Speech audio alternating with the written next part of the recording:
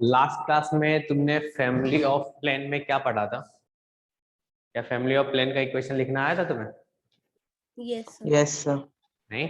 जैसे family of line में जो कॉन्सेप्ट यूज हो रहा था वही फैमिली ऑफ लाइन में, यानी कि दो लाइन इंटरसेक्ट करता है तो एक पॉइंट पे इंटरसेक्ट करता है। नहीं, तुमने उस पॉइंट से पास करते हुए लाइन का इक्वेशन लिखा था जो L1 और L2 के पॉइंट ऑफ इंटरसेक्शन से पास करने वाला लाइन का इक्वेशन होता है L1 plus lambda L2 equals to 0। यानी कि उस पॉइंट से इनफाइनाइट लाइन पास करेगा और उन लाइन का इक्वेशन अपने को कहाँ से मिलेगा? तो लेमडा का वैल्यू चेंज करेगा और डिफरेंट डिफरेंट लाइन मिलेगा। नहीं, ऐसे ही फैमिली ऑफ प्लेन में क्या था, तो दो प्लेन अगर इंटरसेक्ट करता है तो वो एक लाइन पे इंटरसेक्ट करता है। नहीं, यहाँ पे लाइन ऑफ इंटरसेक्शन आएगा। तो इस लाइन से क्या, एक लाइन से क्या इनफाइनाइट प्लेन पास कर सकता है?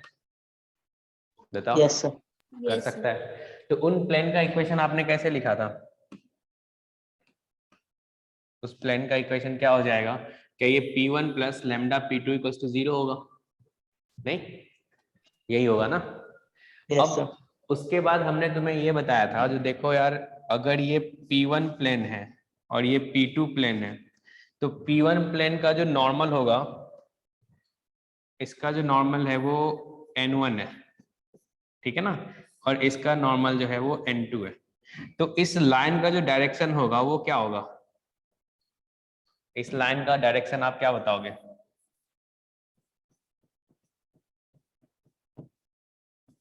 वो कैसे मिलेगा अपने को? क्या ये N1 क्रॉस N2 से मिलेगा? Yes sir. ऐसा N1 क्रॉस N2 से मिलेगा। ठीक है।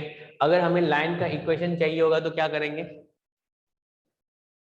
लाइन का इक्वेशन चाहिए तो दोनों प्लेन को सॉल्व कर लेंगे। यस सर, वहां से पॉइंट मिल जाएगा। हाँ, तो दोनों प्लेन को सॉल्व करने के लिए आपने देखा था, जो अगर एक प्लेन का इक्वेशन क्या है, a1x plus b1y plus c1z plus d1 equals to 0, और दूसरे प्लेन का इक्वेशन है a2x plus b2y plus c2z plus d2 equals to 0। तो आपको पता है जो लाइन का इक्वेशन लिखने के लिए अपने को एक पॉइंट चाहिए होगा और लाइन का डायरेक्शन चाहिए होगा। तो पॉइंट कैसे निकाले भाई? तो इसमें हमने बोला था किसी एक को, चाहे तुम z इक्वल्स टू 0 लिख दो या फिर x इक्वल्स टू 0 है, y इक्वल्स टू 0। अगर मैं z को 0 पुट कर दूं, इसमें क्या करेंगे? z इक्वल्स टू 0 रख देंगे तो क्या ये a1x plus b1y plus d1 equals to 0 हो जाएगा, और a2x plus b2y plus d2 equals to 0 हो जाएगा। क्या इन दोनों इक्वेशन को सॉल्व करके हम लोग x और y का वैल्यू फाइंड कर लेंगे? मान के चलो x इक्वल्स टू x1 आ गया, y इक्वल्स टू y1 और z इक्वल्स टू 0। तो क्या आपको लाइन पे पॉइंट मिला? Yes sir. Yes sir. Line पे पॉइंट मिला। और क्या लाइन का डायरेक्शन भी अपने को पता है? तो डायरेक्शन और पॉइंट मिल गया तो लाइन का इक्वेशन लिख देंगे। क्लियर है सबको? Yes sir. चलेगा। चलिए आगे बढ़ते हैं। अब bisector angle between two lines, इसके बारे में भी आपने पढ़ लिया था। तो इसमें हमने क्या बोला था, जो दो लाइन है, एक लाइन का इक्वेशन है आपका, लाइन 1 जो है उसका इक्वेशन है, मान लो ए कहीं यूज नहीं हुआ है, a1 plus lambda b1 equals to 0, ठीक है ना। एक लाइन का इक्वेशन ये है, चलेगा? Yes sir. चलेगा। 0 तो नहीं करेंगे, नहीं, ये किसके इक्वल करेंगे? आर के इक्वल, ठीक है ना। एक लाइन का इक्वेशन ये है, दूसरे लाइन का इक्वेशन है a2 plus lambda b2 equals to R. तो दो लाइन है तो क्या आपने को दोनों लाइन का डायरेक्शन पता है ना? दोनों लाइन का डायरेक्शन पता है, किसके किसके पैरेलल है? तो b1 और b2 के पैरेलल होगा। एक लाइन b1 के पैरेलल है, दूसरा लाइन क्या होगा? b2 के पैरेलल होगा। ऐसा आप बोलोगे? Yes sir. ठीक है। और फिर हमने बोला था, जो आप क्या करो, इन दोनों का यूनिट वेक्टर फाइंड कर लो। इन दोनों का यूनिट वेक्टर फाइंड कर लो। अगर यूनिट वेक्टर फाइंड करेंगे तो अपने को पता है जो एक यूनिट वेक्टर आपका क्या है, b1 कैप, दूसरा यूनिट वेक्टर है आपका b2 कैप। तो इसका रिजल्टेंट जो होगा इस यूनिट वेक्टर का वो क्या होगा, एक ये आ रहा होगा B1 plus B2. b1 cap plus b2 cap. क्या इन दोनों से क्या ये इक्वल एंगल बना रहा होगा? Yes, sir. Yes, sir. एक बाइसेक्टर ये आ जाएगा, दूसरा क्या आ जाएगा, b1 cap minus b2 cap. ठीक है ना, क्योंकि आपको पता है जो अगर ये कट कर रहा है तो क्या होगा, इसी को अगर तुम एक्सटेंड कर दोगे इधर और इसको एक्सटेंड कर दोगे इधर तो आपको पता चल रहा है ना, एक तो ये है जो 2 थीटा है तुम्हारा, एक ये भी तो होगा ना जो तुम्हारा पाई माइनस 2 थीटा होगा, ऐसा बोलोगे ना, ये तो हम लोग लाइन में भी पढ़ चुके हैं। तो ये जो बाइसेक्टर आएगा इसका डायरेक्शन कैसे मिलेगा, क्या आप बोलोगे यहाँ से b1 cap minus b2 cap चलेगा? तो यानी कि हमें बाइसेक्टर का डायरेक्शन मिल गया, और पॉइंट तो हम लोग लाइन को सॉल्व करके निकाल ही सकते हैं ना। अगर लाइन का इक्वेशन दिया है तो क्या अपन पॉइंट ऑफ इंटरसेक्शन फाइंड कर सकते हैं? Yes, sir. कर सकते हैं। तो अब सोचो आपको बाइसेक्टर का डायरेक्शन मिल गया और पॉइंट मिल गया, तो क्या अपन एंगुलर बाइसेक्टर का इक्वेशन लिख सकते हैं? Yes, sir. लिख सकते हैं। तो अब इसमें अगर हमें ये पता करना हो जो भाई कौन सा एक्यूट एंगुलर बाइसेक्टर है और कौन सा ऑब्ट्यूस एंगुलर बाइसेक्टर है, तो आप क्या करो, यहाँ पे b1 इंटू b2 फाइंड कर लो, मतलब डॉट है b1 डॉट b2 फाइंड कर लो। अगर ये लेस ग्रेटर देन 0 होगा तो ग्रेटर देन 0 होगा तो एक्यूट के लिए क्या आता है, पॉजिटिव आता है। अगर लेस देन 0 होगा तो एक्यूट के लिए क्या आएगा, निगेटिव आएगा। और ऑब्ट्यूस के लिए जिसमें पॉजिटिव आ रहा था एक्यूट के लिए, ऑब्ट्यूस के लिए अपोजिट यानी कि निगेटिव आएगा। ठीक है ना, चलेगा? Yes, sir. ठीक है, इसके आगे बढ़ते हैं। अब ये वाला क्वेश्चन था जो क्लास में कर चुके थे तुम। अब यहाँ पे अपन बात किए थे किसके बारे में, दो प्लेन है, तो क्या दो प्लेन को भी बाइसेक्ट करने वाला एक प्लेन होगा, बताओ? Yes, sir. होगा। तो हम लोग यहाँ पे बात करेंगे bisector of angle between two plane. तो इसके लिए क्या किए थे, जैसा लाइन में आपने जो कॉन्सेप्ट यूज किया था, जो परपेंडिकुलर ऐसे पॉइंट का लोकस आप फाइंड कर रहे थे जो क्या हो, दोनों लाइन से इक्वी डिस्टेंस पे लाई करे। तो इसमें भी क्या करेंगे, ऐसे पॉइंट का लोकस फाइंड करेंगे जो दोनों प्लेन से इक्वी डिस्टेंस पे लाई करे। तो क्या इसको देख के नहीं लग रहा ये डिस्टेंस फॉर्मूला ही तो है ऐसा? बताइए। अगर Yes. एक प्लेन का इक्वेशन आपको a1x plus b1y plus c1z plus d1 equals to 0 है, और दूसरे प्लेन का इक्वेशन जो है आपका वो a2x plus b2y plus c2z plus d2 equals to 0 है।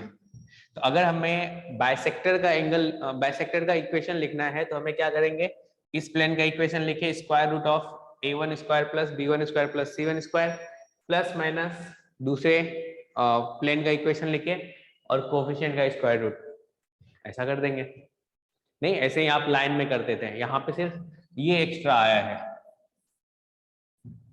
यही है ना जेड वाला आया है, बाकी तो जैसा लाइन में करते थे वैसे ही है।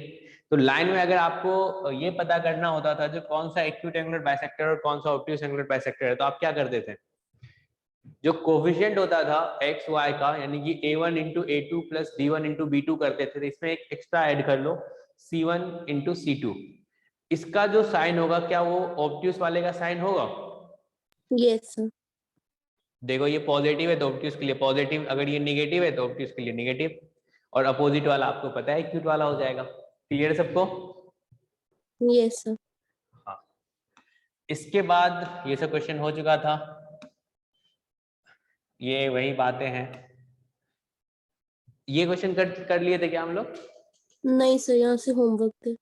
अच्छा, होमवर्क था। अब इन क्वेश्चन को डिस्कस करते हैं हम लोग, ठीक है ना? इसमें बोला कंसीडर द प्लेन, दो प्लेन है, बोला द पहला स्टेटमेंट है, बोला parametric equation of the line of intersection of the given plane are. ठीक है, तो उस लाइन का इक्वेशन आपको क्या दे रखा है, देखो तो अगर इसको सिमेट्रिक फॉर्म में लिखोगे तो क्या ये x माइनस 3/14 होगा और y minus 1/2 equals to z minus 0/15, यही होगा ना लाइन का इक्वेशन? Yes, sir. यही होगा। तो आपको क्या दो प्लेन को सॉल्व करके लाइन का इक्वेशन लिखना आएगा? बताइए आएगा ना। यहाँ पे आपको दो प्लेन दे रखा है, बोला जो वो जो इंटरसेक्ट कर रहा है वो इंटरसेक्ट एक लाइन पे कर रहा है, और उस लाइन पे जो पैरामेट्रिक पॉइंट होगा या फिर लाइन का जो इक्वेशन होगा वो बोल रहा है ये वाला है। तो चेक करना पड़ेगा भाई। तो कैसे चेक करें, सॉल्व करते हैं। यहाँ पे अगर पॉइंट ऑफ इंटरसेक्शन फाइंड करना हो तो क्या करें, जेड को 0 कर दें। जेड को 0 कर दें, क्योंकि ऑप्शन में भी जेड को क्या कर रखा है, 0 कर रखा है, स्टेटमेंट में कर लेते हैं। तो यहाँ से क्या हो जाएगा, 3x - 6y = 15 और 2x + y = 5। चलो इसको सॉल्व करेंगे तो बताओ x और y का वैल्यू क्या आ रहा है, क्या आ रहा है, यही आ रहा है क्या, 3 और क्या आ रहा है बताना,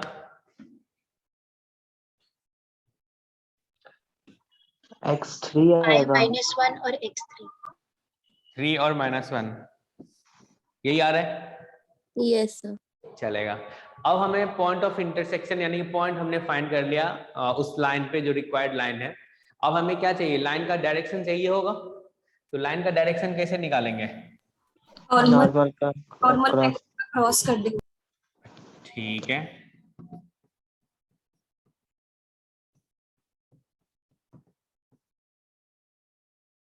इसके लिए आप क्या करोगे, n1 क्रॉस n2 करोगे। तो अगर n1 क्रॉस n2 करोगे तो i j k, n1 के लिए 3 - 6 और यहाँ पे -2 2 1 -2, और ये कितना आ रहा है i के साथ, ये आ 14. रहा है यही आ रहा था. 14, और j के साथ क्या आ रहा है 2, और k के साथ क्या आ रहा है 15, यस सर। यही आ रहा है। तो अब सोचो इस लाइन का इक्वेशन क्या हो जाएगा,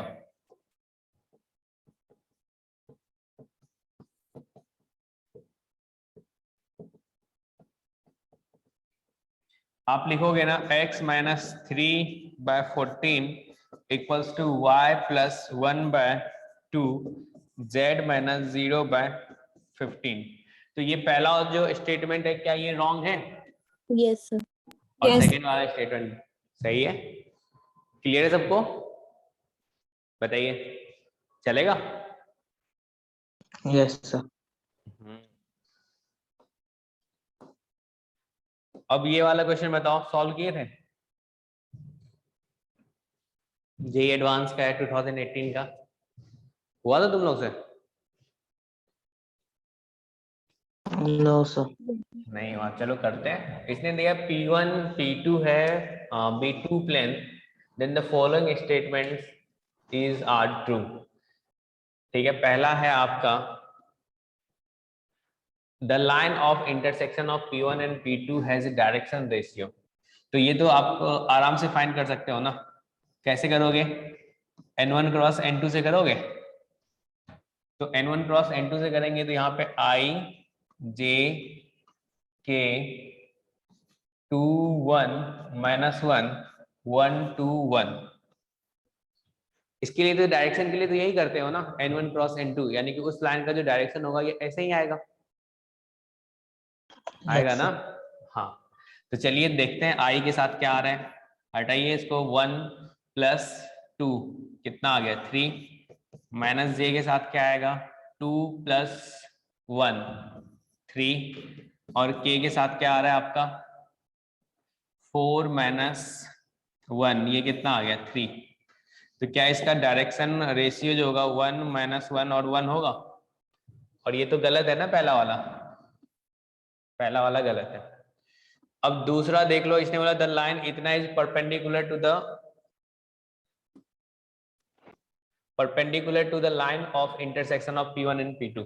अगर ये परपेंडिकुलर होगा तो इसके लिए आप क्या बोलोगे कि ये x - 4/3/3 और y - 1/3/-3 = z/3। क्या इसका डायरेक्शन रेशियो, इसका जो dr होगा वो क्या आएगा, 1 - 1 1 बोलोगे आप। Yes, sir. अगर परपेंडिकुलर होता तो दोनों का डॉट प्रोडक्ट 0 होता ना, एक्चुअल में ये तो दोनों पैरेलल है ना यार, है ऐसा? Yes Yes, sir. sir. तो क्या ये ऑप्शन भी रॉन्ग है? अब चलते हैं अपन इसके बारे में, मतलब the acute angle between P1 and P2 is 60 degree. तो क्या आपने को angle between two plane find करना आता है? N1 yes and sir. what? तो cos थीटा इक्वल्स टू क्या हो जाएगा, n1 dot n2 upon mod of n1 mod of n2। तो n1 डॉट n2 करेंगे तो कितना होगा, 2 प्लस 2 माइनस 1 अपॉन कितना लिख दोगे, स्क्वायर रूट ऑफ 4 6, और ये कितना आ जाएगा, ये भी 6 आ जाएगा। तो ऊपर में आ गया तुम्हारा कितना, 3/6, क्या ये 1/2, तो थीटा तुम्हारा π/3 होगा क्या, चलेगा? Yes. तो ये वाला ऑप्शन तो सही है आपका, सही है। अब चलते हैं अगले वाले पे, बोला if P3 is the plane passing through the point दे रखा है and the perpendicular to the line of intersection P1 and P2, then the distance of the point इतना from the plane P3 is. ये वाला solve हुआ था क्या? नहीं। क्वेश्चन समझ में आया आपको, क्या बोला ये? Yes, sir. क्वेश्चन समझ में आ गया। तो ये जो P3 है, P3 का यानी कि प्लेन का इक्वेशन अगर हमें लिखना होगा तो प्लेन का इक्वेशन के लिए क्या चाहिए आपको? Direction. Normal and point. Normal and point. Point तो दे रखा है, Yes, sir. अब चाहिए आपको नॉर्मल। अब सोचो, एक सेकेंड पेपर ला रहा हूं। ये जो दो प्लेन है, दो प्लेन अगर एक नीचे एक ये ऊपर, दो प्लेन इंटरसेक्ट किया तो एक लाइन बना, ये वाला Yes, sir. लाइन बना। अब बोल रहा है जो, अब मान लो ये लाइन, जिस लाइन के बारे में बात कर रहे थे, वो लाइन तुम्हारा ये वाला है। अब बोल रहा है जो P3 जो है ना उस लाइन के परपेंडिकुलर है। अगर P3 उस लाइन के परपेंडिकुलर होगा तो क्या तुम कह सकते हो जो P3 का जो नॉर्मल का डायरेक्शन रेशियो होगा वो लाइन के डायरेक्शन रेशियो के इक्वल होगा? Yes, sir. आया समझ में? हाँ sir. हाँ, क्योंकि दे रखा है जो P3 जो है वो लाइन के परपेंडिकुलर है, तो लो भाई लाइन के परपेंडिकुलर कर दिए, यानी कि P3 के नॉर्मल का डायरेक्शन रेशियो और लाइन का डायरेक्शन रेशियो सेम होगा। अब देखो सर एक बार तुम्हें प्लीज बता क्या बोले, एक बार और बता दीजिए प्लीज। देखो सबसे पहले बोला है जो P1 और P2 है यस सर। दोनों इंटरसेक्ट करेगा तो एक लाइन बना, तो मान लो वो यस सर। लाइन ये है। अब बोला है जो P3 जो है ना उस लाइन के परपेंडिकुलर है, ये तुम्हारा P3 है, ये तुम्हारा लाइन है, परपेंडिकुलर है। तो अब बताओ जो P3 का जो नॉर्मल होगा क्या वो लाइन के डायरेक्शन लाइन का जो पैरेलल होगा, डायरेक्शन रेशियो होगा उसके पैरेलल होगा। होगा ना? Yes sir. तो ट्राई करो एक बार, सही प्लेन है। का हो गया? Yes, sir. Correct है। सही है। और सबसे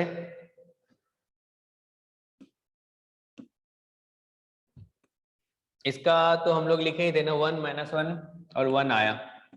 Yes, sir. Correct होगा. चलो अच्छा है, तो 1 - 1 और 1। इक्वेशन ऑफ प्लेन आप लिख सकते हो, क्या करोगे, 1x - 4 - 1 x - 2 plus 1, sorry x लिख दिया यहाँ पे, y और यहाँ पे z, y - 2 z + 2 = 0। अब देखो यहाँ से क्या आया, x - y + z - 4 + 2 + 2 = 0। तो क्या ये तुम्हारा x - y + z = 0, यही आ रहा है प्लेन का इक्वेशन? Yes, sir. अब परपेंडिकुलर डिस्टेंस फाइंड करना आता है, तो परपेंडिकुलर डिस्टेंस किसके इक्वल हो जाएगा, mod 2 - 1 + 1 upon square root of 1² + 1² + 1²। तो क्या ये 2/√3 आया? बताओ, बहुत टफ क्वेश्चन है क्या? No, sir. नहीं है, सिंपल है। बस क्वेश्चन मतलब हर एक ऑप्शन को चेक करना पड़ रहा है, बस यही है।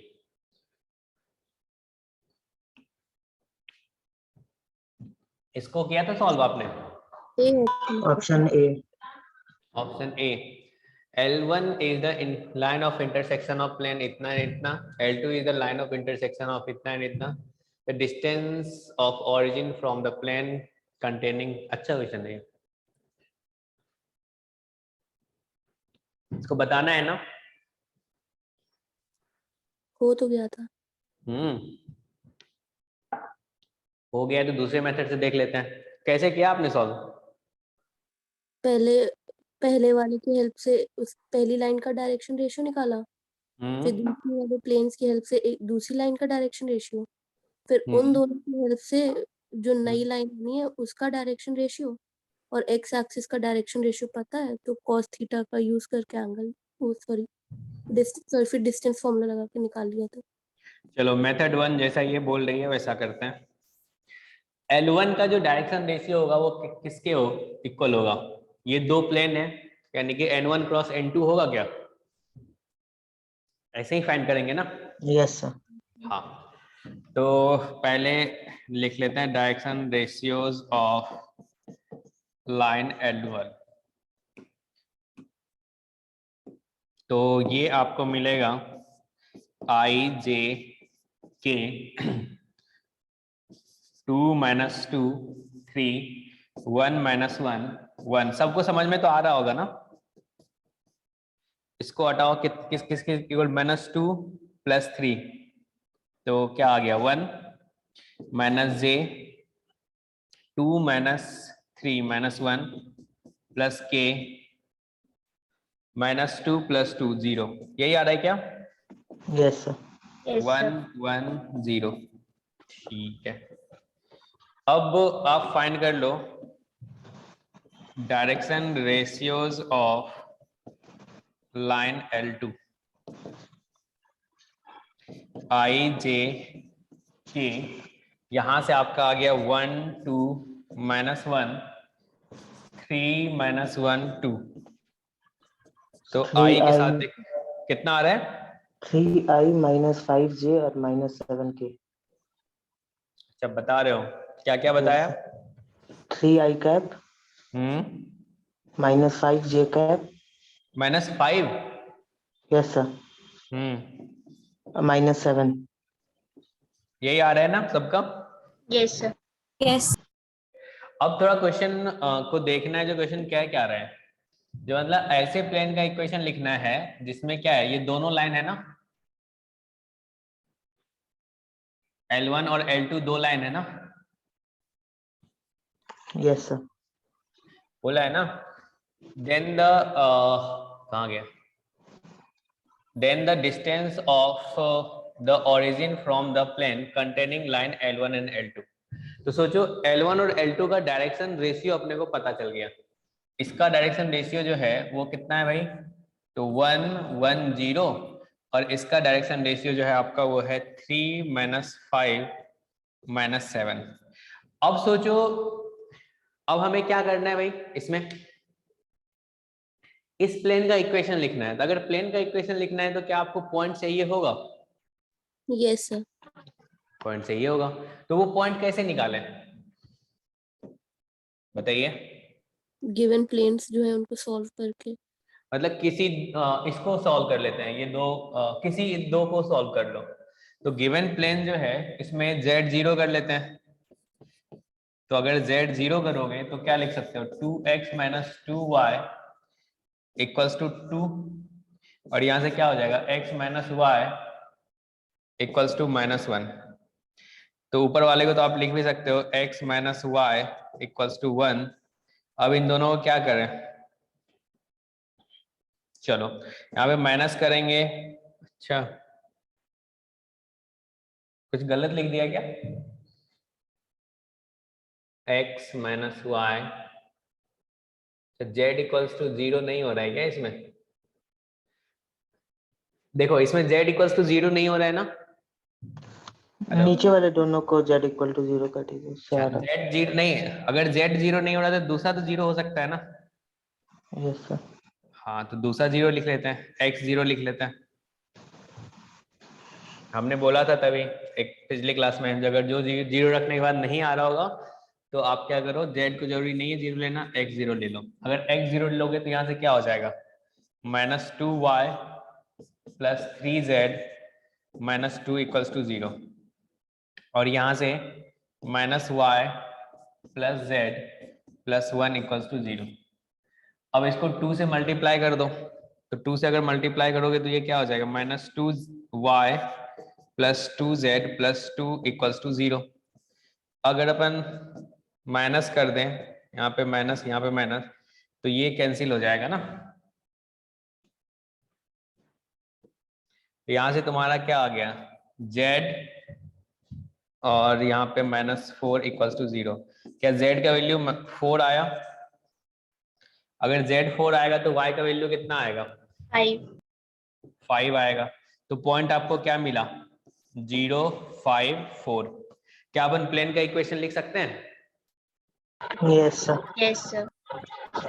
अब इस प्लेन का इक्वेशन लिखने के लिए हमें ये जो डायरेक्शन रेशियो है इसका क्या क्रॉस करना पड़ेगा? Yes, sir. Yes sir.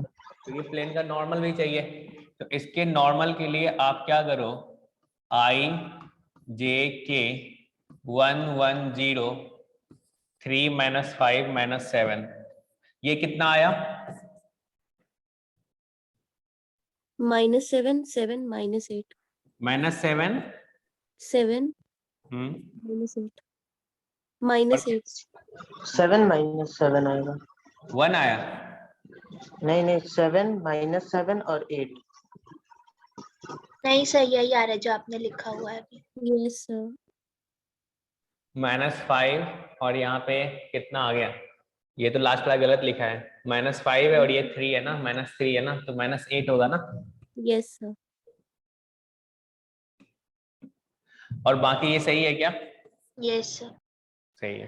तो अब सोचो तुम्हें नॉर्मल भी मिल गया इसका और पॉइंट भी मिल गया, तो इक्वेशन ऑफ प्लेन लिख सकते हैं ना।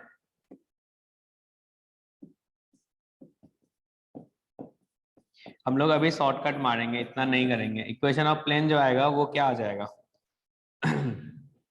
7 था ना, -7, तो -7 और x माइनस x1 यानी कि 0 प्लस 7 y माइनस पॉइंट क्या आपका 4.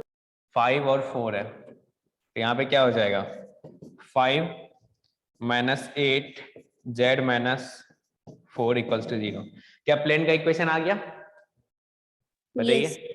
अब प्लेन का इक्वेशन आ गया और अपने को पॉइंट भी पता है, ओरिजिन है, तो अब क्या परपेंडिकुलर डिस्टेंस तो फाइंड करना आता है ना अपने को?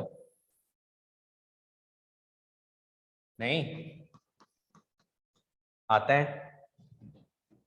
तो यहां से हो गया -7x plus 7y minus 8z -35 plus 32 equals to 0, यही लिखोगे। तो -7x plus 7y minus 8z plus -3 equals to 0। तो परपेंडिकुलर डिस्टेंस क्या हो जाएगा 3/7 √7 square plus 7 square plus 8 square. हाँ 7 square plus 7 square plus 8 square. तो कौन सा ऑप्शन आया था? A1। Agra. Yes yes sir. Agra यही आया था ना। Yes sir. ठीक है, अब चलो इसको दूसरे तरीके से सोचे हम लोग। कैसे?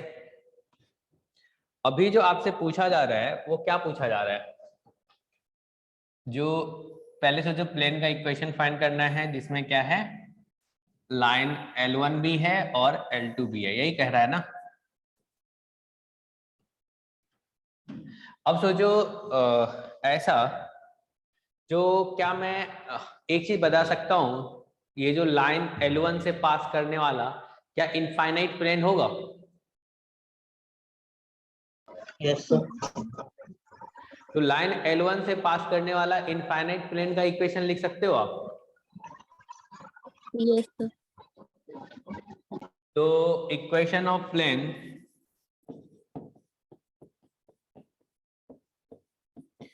passing through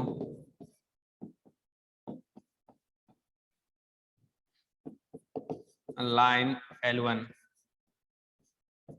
तो लाइन L1 के लिए क्या लिखोगे बताओ? ऐसे प्लेन का इक्वेशन जो L1 से पास कर रहा है वो क्या आएगा? क्या ये P1 और P2 के हेल्प से आया था आपको? यस बताइए। सर। तो क्या उस प्लेन का इक्वेशन अपन लिख सकते हैं P1 plus lambda P2 equals to 0? समझ में आया क्या? Yes sir. तो मान के चलो, अगर, क्योंकि इससे पास करने वाला एक प्लेन तो ये भी होगा ना जो बोर्ड पे बनाया हुआ है, ऐसा कह सकते हो ना? ये लाइन है, एक प्लेन ये ऐसे घुमाते चलो, इनफाइनाइट प्लेन आएगा। तो अगर हमें इस रिक्वायर्ड प्लेन का इक्वेशन चाहिए तो क्या करेंगे? एक तो हमने ऐसे लिख दिया, अब हमें लेमडा का वैल्यू निकालना पड़ेगा भाई, जो किस लेमडा के लिए यही वाला प्लेन आ रहा होगा। तो सोचो दूसरे लाइन का डायरेक्शन रेशियो तो आपको पता है ना।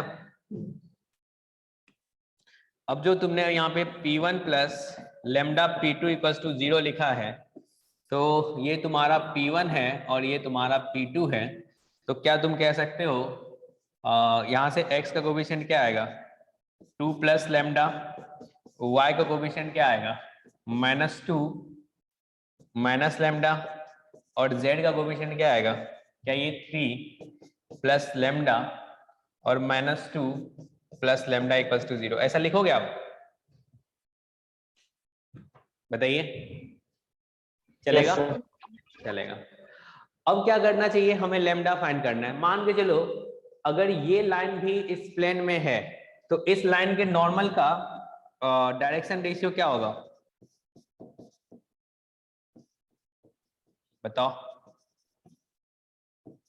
क्या ये 2 plus lambda -2 minus lambda 3 plus lambda बताओगे? यस। अब सोचो, हमने मान लिया ये जो plane P1 plus lambda P2 है वो तुमने इस प्लेन को बोल दिया जो P1 प्लस लेमडा P2 है। अब इसी प्लेन में अगर ये लाइन लाई कर रहा है तो क्या कह सकते हैं? इसका जो डायरेक्शन नॉर्मल का डायरेक्शन रेशियो होगा और इस लाइन का जो डायरेक्शन रेशियो होगा, दोनों का डॉट प्रोडक्ट 0 होना चाहिए। Yes sir. ऐसा। तो इस L2 का तो डायरेक्शन रेशियो अभी तुम फाइंड किए हो ना पीछे, कितना आया था? कहाँ गए? चाहिए तो अलग क्वेश्चन है ना। हाँ, 3 - 5 - 7, 3 - 5 - 7। तो इसका जो डायरेक्शन रेशियो है वो क्या है भाई? 3 - 5 - 7। तो क्या इसका डॉट 3 - 5 - 7 से करके लेमडा का वैल्यू फाइंड कर ले? यस। समझ में आया सबको? Yes sir. ऐसा। तो ये आ गया 6 plus 3 lambda plus 10 plus 5 lambda -21 - 7 lambda equals to 0। तो ये तुम्हारा आ गया 8, यानी कि इधर लेमडा, इसको भेज दो उधर, तो कितना होगा? 21 - 16, तो कितना आ गया? 5 आया लेमडा का वैल्यू। Yes sir. लेमडा अगर 5 रखोगे तो इक्वेशन ऑफ प्लेन मिल जाएगा आपको इस वाले में। तो अगर इक्वेशन ऑफ प्लेन मिल गया तो बाकी सब मिल गया।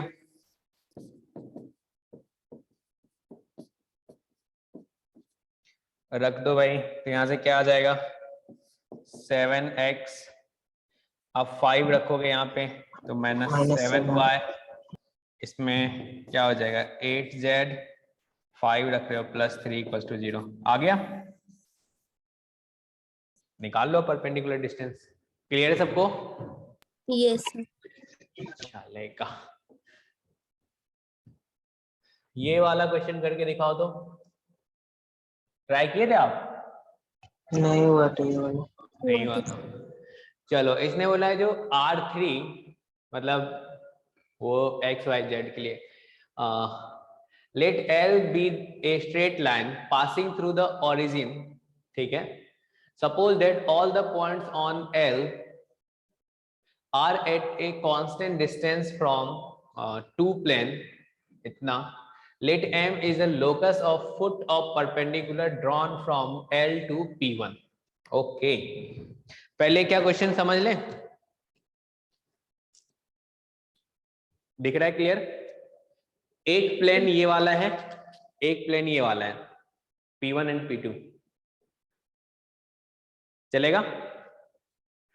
अब बोल रहा है जो एक लाइन ये है, इस लाइन के किसी भी पॉइंट से अगर तुम डिस्टेंस निकालोगे ना, सोचो डिस्टेंस निकालेंगे तो वो क्या होगा, इक्वल आ रहा है, कांस्टेंट आ रहा है दोनों से।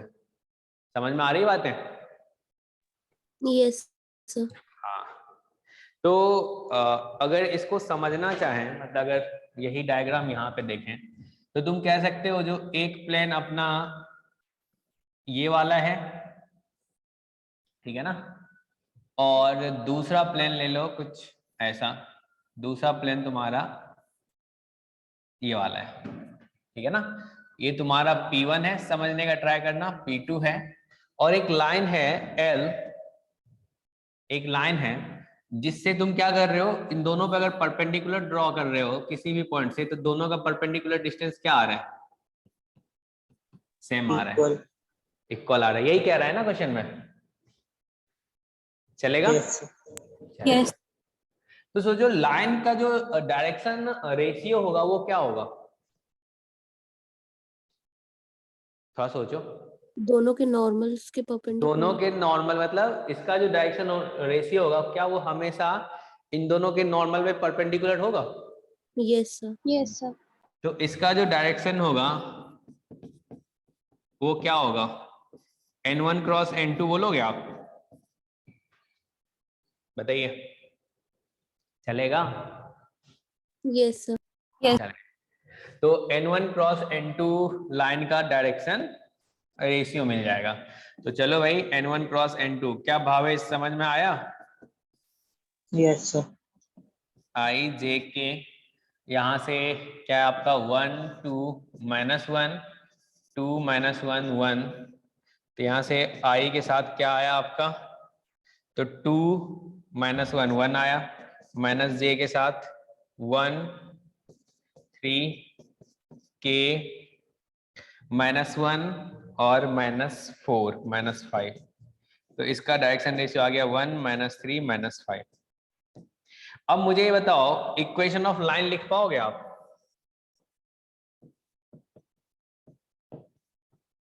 इक्वेशन ऑफ लाइन, क्योंकि लाइन पे तो पॉइंट दे रखा है ना अपने को, बोला है ना पासिंग थ्रू ओरिजिन, तो पॉइंट पता है अपने को, तो क्या मैं बोल सकता हूँ x - 0/1 y + 3 upon sorry y - 0 upon -3 z - 0 upon -5। तो इस लाइन पे जो पॉइंट होगा उस पॉइंट का कोऑर्डिनेट बताओ क्या लिख सकते हो, अगर इसको लैम्डा के इक्वल कर दे तो क्या लैम्डा -3 लैम्डा -5 लैम्डा बोल सकते हैं, बताइए, चलेगा? चलेगा। अब आपको क्या बोला है, जो ये तो जनरल पॉइंट ले लिए ना, मतलब इस लाइन पे जो इनफाइनाइट पॉइंट होगा उन सारे पॉइंट को ये रिप्रेजेंट कर रहा है, ऐसा ही है ना? Yes sir. ऐसा है। अब सोचो इसने क्या बोला है, जो उस लाइन पे ना किसी पॉइंट से आप P1 पे क्या कर रहे हो, परपेंडिकुलर ड्रॉ कर रहे हो, तो उसके फुट ऑफ परपेंडिकुलर का लोकस बताना है, यही करना है ना अपने को, बताइए। Yes sir. तो चलिए आगे बढ़ते हैं। तो लाइन पे जो आपने पॉइंट लिया है, ये जो लाइन है इस पे पॉइंट क्या लिया है, अभी पीछे लिखा था ना आपने, लैम्डा -3 लैम्डा -5 लैम्डा। ठीक है, लैम्डा -3 लैम्डा -5 लैम्डा, ऐसा है। अब ये तुम्हारा P1 है, ये P1 है, P1 का इक्वेशन तुम्हें पता है क्या भाई, x + 2y - z + 1 = 0। क्या अपन फुट ऑफ परपेंडिकुलर फाइंड कर सकते हैं क्या? Yes sir. कर सकते हैं। तो इसका कोऑर्डिनेट अगर हमें लिखना होगा तो कैसे लिखेंगे, इसके लिए फॉर्मूला पढ़ा था ना आपने, x - लैम्डा अपॉन क्या हो जाएगा 1 y + 3 लैम्डा अपॉन 2 और z जैसा स्ट्रेट लाइन में होता था उसी को थोड़ा सा एक्सटेंड कर देंगे और माइनस ये वाला पॉइंट रख दो तो क्या हो जाएगा लैम्डा माइनस 6 लैम्डा प्लस अच्छा लैम्डा माइनस 6 लैम्डा और plus 5 lambda plus 1 upon a square यानी कि 1 square plus 2 square plus 1 square, यही लिखोगे? Yes sir. Yes sir. चलेगा। तो अगर इसको सॉल्व करें तो यहां से क्या मिला आपको? ये -6 और 6 कैंसिल हो जाएगा तो क्या -1 अपॉन 6 मिलेगा? क्लियर है?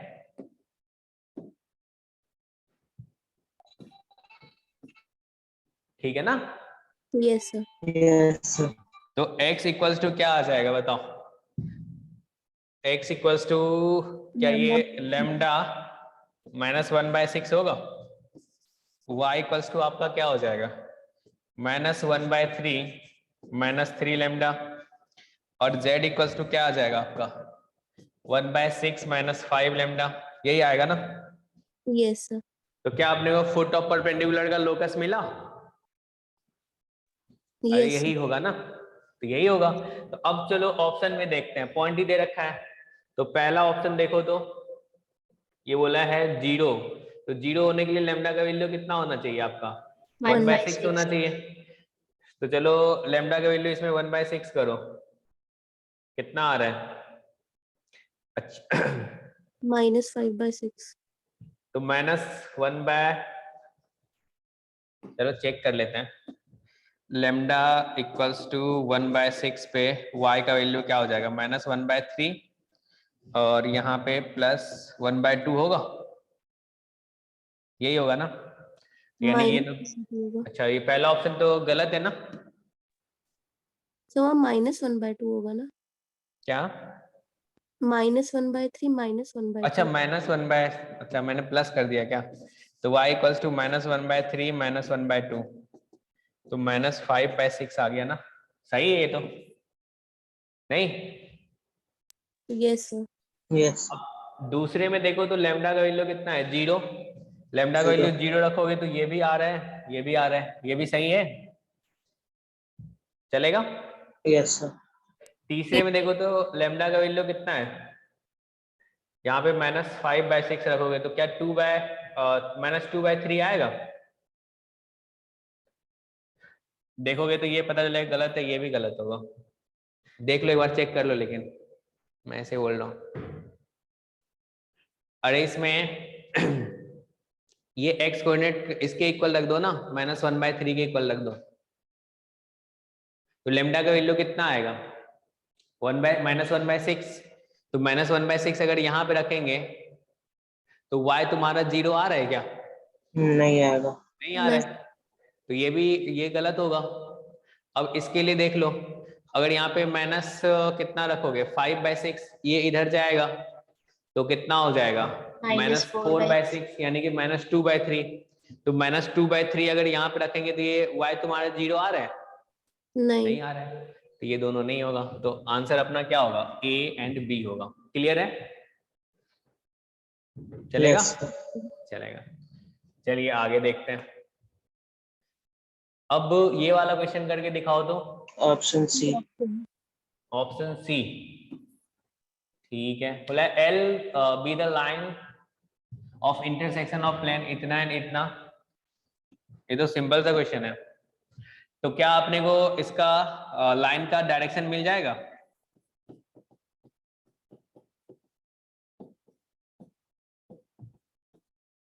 बताओ, मिलेगा? यस। IJK 2 3 1 1 3 2, ये कितना आ गया?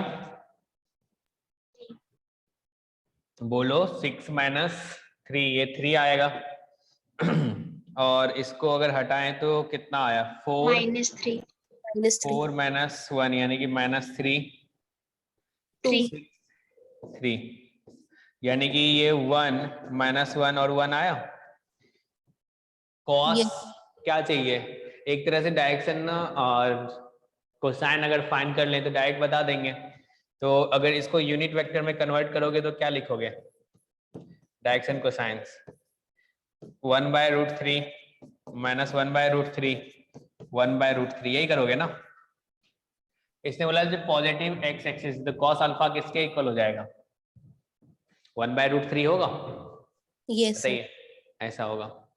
चलिए आगे बढ़ते हैं। अब हम लोग ये मजेदार पार्ट पढ़ लेते हैं। इससे क्वेश्चन पूछता है और सिंपल सा होता है, ध्यान से देखना है, ठीक है ना? ओके। Yes sir. अगर तुम्हें स्फेयर का इक्वेशन पूछा जाए, सर्कल का तो इक्वेशन तुम्हें फाइंड करना आ रहा था। सर्कल क्या होता था? ऐसे पॉइंट का लोकस होता था, 2D में अपन बात करते थे, जो कि फिक्स पॉइंट से फिक्स डिस्टेंस पे लाई कर रहा है, यही होता था ना? बताओ, Yes. वो 2D में बात कर रहे थे। अगर हम 3D में बात करेंगे तो क्या होगा? वही सेम फिक्स पॉइंट से फिक्स डिस्टेंस पे जो पॉइंट लाई करेगा वो क्या आएगा? उसका लोकस स्फेयर आएगा। ऐसा बोलोगे आप? बताओ, चलेगा जी? Yes sir. चलेगा। तो इसको हम लोग स्टैंडर्ड इक्वेशन लिखने के लिए इसको 0 0 ले लिए फिक्स पॉइंट, और फिक्स डिस्टेंस जो आपका वो क्या है? r है, ठीक है ना? और वेरिएबल पॉइंट ले लिए x y z। तो डिस्टेंस फॉर्मूला से अगर इसको p बोल दें, इसको o बोल दें, तो क्या आप बोलोगे जो मॉड ऑफ OP किसके इक्वल? r के इक्वल। क्या डिस्टेंस फॉर्मूला से आप लिखोगे यहाँ पे x² plus y² plus z² equals to r। Both side अगर स्क्वायर कर देंगे तो x² plus y² plus z² equals to r²। ऐसा होगा? बताइए, चलेगा? Yes sir. चलेगा, ठीक है। मतलब जैसा सर्कल में था, मतलब सर्कल आपको पता है तो स्फेयर भी आपको पता है, सेम कहानी है। इसमें भी देखो, अगर सेंटर पूछा जाए तो सेंटर क्या बता दोगे? 0, 0, 0 0 0। Radius R. r बता दोगे। अब चलो, अगर मैं क्या करूं, इसका सेंटर चेंज कर दूं और हमने बोल दिया x1 y1 z1 है, तो कहानी क्या सेम रहेगा? बताओ भाई, लोकस लिखना तो आएगा ही ना। अब भी तो वही बोलेंगे। अगर इसको a बोल दें, इसको p बोल दें, तो क्या मैं बोलूंगा जो AP मॉड ऑफ AP किसके इक्वल? r के इक्वल।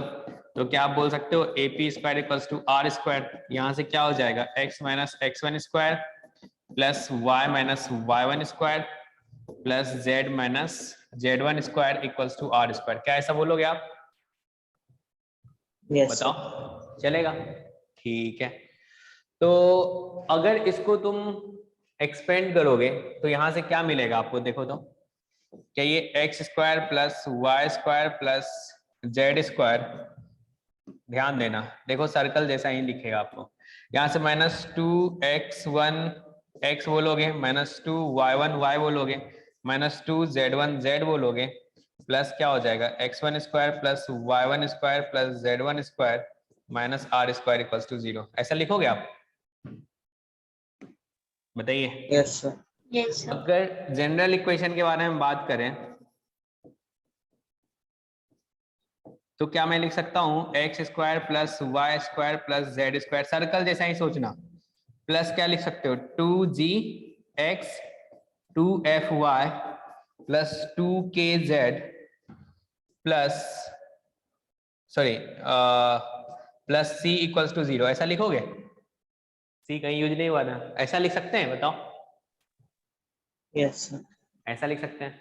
अब चलो, इस फॉर्म में दे रखा है स्टैंडर्ड फॉर्म में, तो डायरेक्ट आप क्या बता दोगे? उसका सेंटर रेडियस बता दोगे।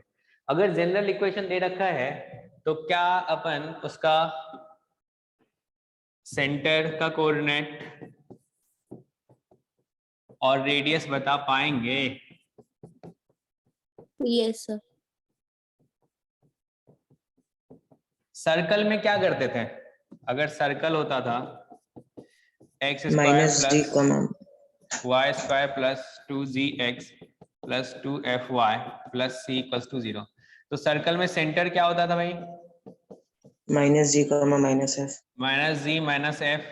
रेडियस क्या होता था? G square plus f square minus c. तो इसमें क्या हो जाएगा सेंटर?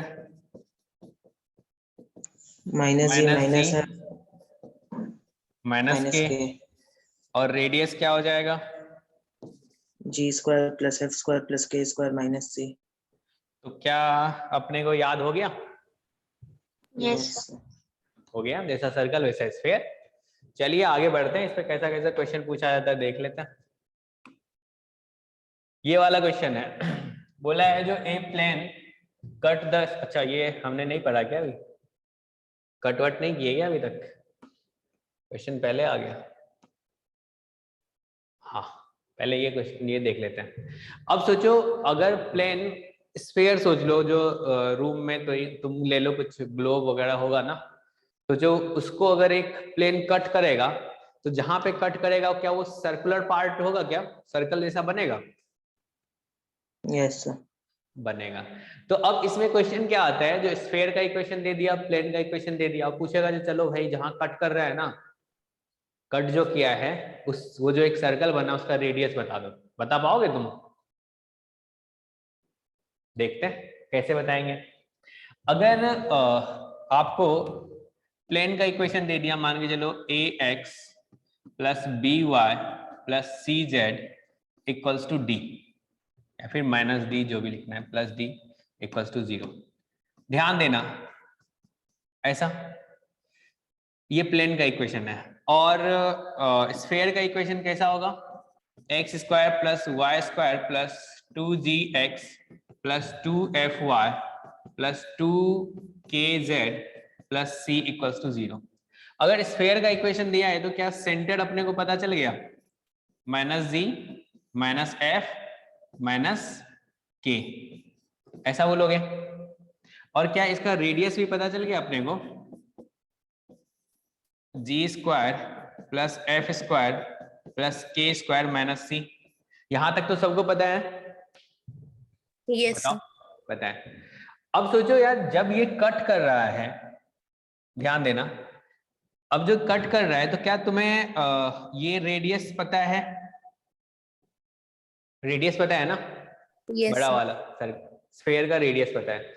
अब सोचो क्या इस स्फीयर का सेंटर का कोऑर्डिनेट पता है तुम्हें? Minus G minus F minus के। क्या मैं इस सेंटर से प्लेन पे परपेंडिकुलर ड्रॉ कर सकता हूं? ये जो Yes. प्लेन का इक्वेशन है A X plus B Y plus C Z plus D equals to 0। अब हमने अगर परपेंडिकुलर ड्रॉ कर दिया तो क्या यहाँ पे राइट एंगल ट्रायंगल बना? Yes sir. अगर राइट एंगल ट्रायंगल बना तो क्या मैं ये जो सर्कल है, क्या इस सर्कल का रेडियस बता पाऊंगा मैं? पाइथागोरस। पाइथागोरस से R square minus P square हो गया। बोलो। Yes sir. ठीक है, तो ये भी आ गया। जब ये आ गया तो ये क्वेश्चन बताओ। जो फुट ऑफ परपेंडिकुलर होगा वही सेंटर होगा। क्या बोले? जो फुट ऑफ परपेंडिकुलर होगा वही उस सर्कल का सेंटर होगा। हाँ बिल्कुल सही सोच रहे हो। तो सोचो सर्कल का सेंटर भी आ गया तो सर्कल का इक्वेशन भी लिख सकते हो तुम, नहीं? रेडियस पता है। Yes sir. चलो इसका आंसर बताओ तो। इसका सेंटर क्या हो जाएगा स्फीयर का? 1/2 0 माइनस 1/2, यही बोलोगे ना? और रेडियस क्या हो जाएगा?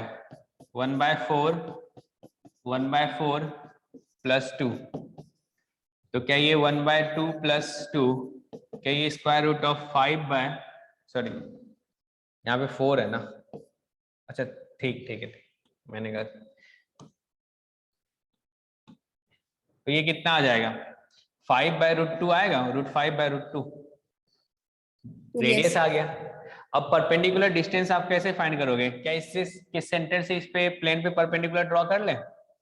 तो x के प्लेस पे क्या रखोगे? 1/2, y के प्लेस पे 0, और z के प्लेस पे क्या हो जाएगा? 1/2 minus 4 upon square root of 1 square plus 2 square plus 1 square.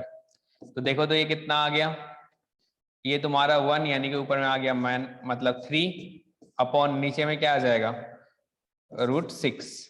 तो p भी आ गया। तो अब बताओ क्या सर्कल का रेडियस आप बता पाओगे?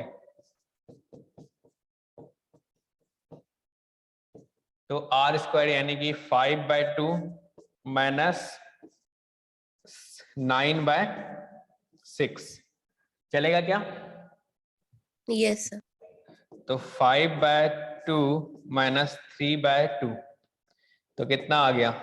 2/2 बोले तो 1 आएगा। Yes, sir. 1 आ गया। टफ है क्या? नहीं ना? नहीं सर। नहीं है। तो आगे बढ़ते हैं। अब बोला intersection of two sphere. Intersection of two sphere के बारे में अगर पूछने से पहले सोचो, दो स्फेयर अगर इंटरसेक्ट करेगा तो क्या बनेगा? प्लेन। प्लेन बनेगा। मतलब वो जो प्लेन, जैसे तुम्हारा दो सर्कल इंटरसेक्ट कर रहा है, अगर दो सर्कल इंटरसेक्ट करता है तो क्या बनता है? लाइन। लाइन। मतलब दो पॉइंट है उसको मिलाओगे तो एक लाइन बन जाता है, यही करते हो ना। अगर दो स्फेयर अगर इंटरसेक्ट कर रहा है तो क्या बनेगा? प्लेन बनेगा। चलेगा? Yes sir. Yes sir. तो अगर वो लाइन बनता था सर्कल में, सोचो एक सर्कल ये है, दूसरा सर्कल ये है, ठीक है ना, अपन सर्कल के बारे में बात कर रहे हैं। तो सर्कल में इस लाइन का इक्वेशन क्या बोलते थे? Common chord. अगर इसका इक्वेशन हमें लिखना है, अगर इसको तुम यहाँ पे स्फेयर में, चलो अगर यहाँ पे S1 = 0 ले लें, इसको S2 = 0 ले लें, तो इसका इक्वेशन क्या होता था? क्या ये S1 - S2 = 0 होता था? Yes sir. Yes sir. तो यहाँ पे भी सेम होगा। ये तुम्हारा स्फेयर है, अगर तुम्हारा S1 = 0 है और ये तुम्हारा S2 = 0 है, तो ये जो प्लेन आएगा इसका इक्वेशन क्या बोलोगे? S1 - S2 = 0। समझ में आया? Yes sir. हाँ, चलिए आगे बढ़ते हैं। अब ये वाला क्वेश्चन करके दिखा दो।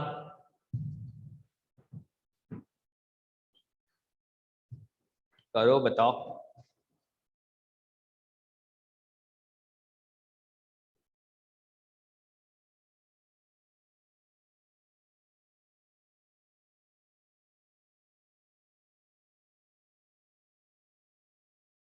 Option A.